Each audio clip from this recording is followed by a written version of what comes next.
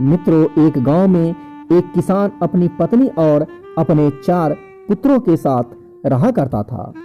वह किसान खेतों में हल चलाकर खूब मेहनत करके अपने परिवार का भरण पोषण करता था, परंतु उसके 4 पुत्र बहुत आलसी थे, जो गांव में दिन भर इधर उधर घूमते रहते थे और कोई काम नहीं करते थे। इस कारण उस किसान को बहुत चिंता लगी रहती थी कि हमारे बाद हमारे पुत्रों का क्या होगा, वह अपने परिवारों का भरण पोषण कैसे कर पाएगा, मेरे बाद इसका क्या होगा। इसी सब चिंता में वह किसान हमेशा डूबा रहता था और अपने पुत्रों के बारे में सोचा करता था। परंतु एक दिन उस किसान ने अपनी पत्नी से बोला कि अभी तो मैं खेत में काम कर रहा हूँ, लेकिन जब मैं बूढ़ा हो जाऊंगा तो उन लड़कों का क्या होगा। ये तो हल चलाना या खेत में काम करना नहीं जानते हैं, तो बताइए भाग्यवान, इसका क्या होगा। इस पर उस किसान की पत्नी ने कहा कि हे स्वामी, आप धीरज रखें, हमारा पुत्र धीरे धीरे सब कुछ सीख जाएगा और आगे चल के हल भी चलाएगा और खेत में काम भी करेगा, जिससे अनाज उपजेंगे और इनके परिवार सुखी संपन्न रहेंगे।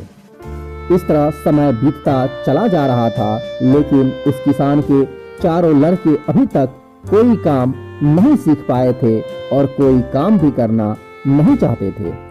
इस तरह एक बार वह किसान काफी बीमार हो गया और उसकी बीमारी दिन ब दिन बढ़ती जा रही थी, जिस कारण वह कमजोर हो गया था और खेतों में काम करना भी छोड़ चुका था, क्योंकि उसका शरीर उसका साथ नहीं दे पा रहा था। वह अत्यंत कमजोर होने की वजह से न तो चल सकता था, न ही खेतों में हल चला सकता था। इस अवस्था में भी उस किसान को अपने पुत्र के बारे में चिंता लगी रहती थी और वो हमेशा अपने पुत्र के बारे में ही सोचा करता था।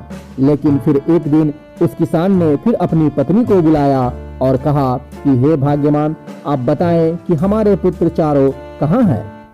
इस पर उसकी पत्नी बोलती है कि हे स्वामी, वो बाहर ही दरवाजे पे बैठे हुए हैं। इस पर उस किसान ने कहा कि हे भाग्यवान, हमारे उन 4 पुत्रों को हमारे समक्ष बुलाओ और कहो कि तुम्हारे पिताश्री तुमसे अंतिम बार मिलना चाहते हैं। यह सुनकर उसकी पत्नी अपने 4 पुत्रों को अपने पिता की हालत बताई और कहा कि हे पुत्रों, तुम्हारे पिता तुम्हें बुला रहे हैं, तुम जाके अपने पिता से मिलो।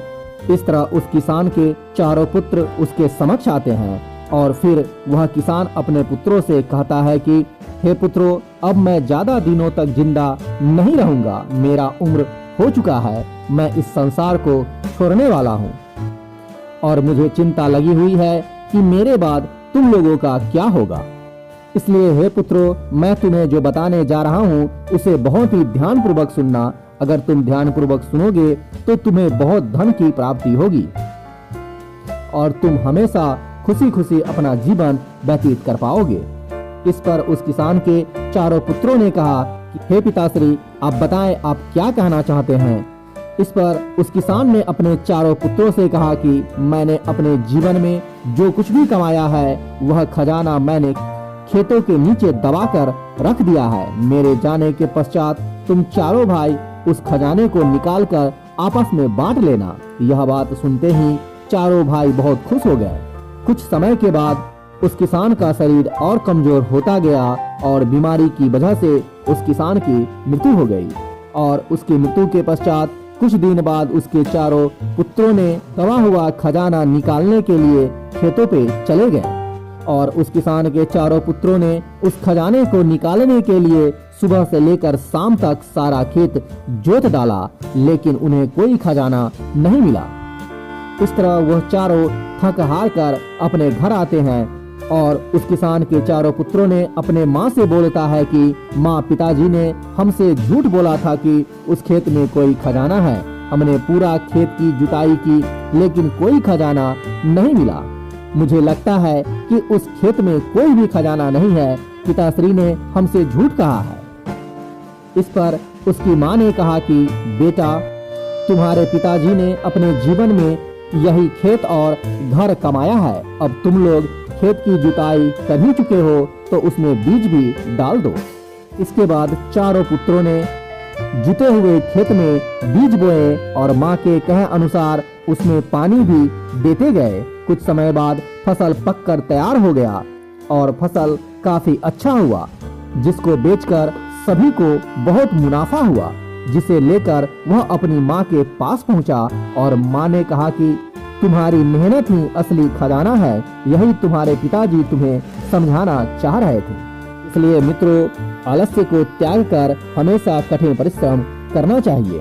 मित्रों, आलस हमारे जीवन और हमारे सुख का सबसे बड़ा शत्रु है, इसलिए आलस्य को हमेशा त्याग करना चाहिए और हमेशा परिश्रम करते रहना चाहिए। तो मित्रों, कैसी लगी हमारी आज की कथा? अगर अच्छी लगे तो कमेंट सेक्शन में जरूर बताना और इस वीडियो को लाइक करना मत भूलना, क्योंकि आपका एक लाइक हमारे मोटिवेशन को और भी स्ट्रॉन्ग बनाता है। तो मिलते हैं अगली वीडियो में एक अगले कथा के साथ। तब तक तथागत बुद्ध आपका भला करे।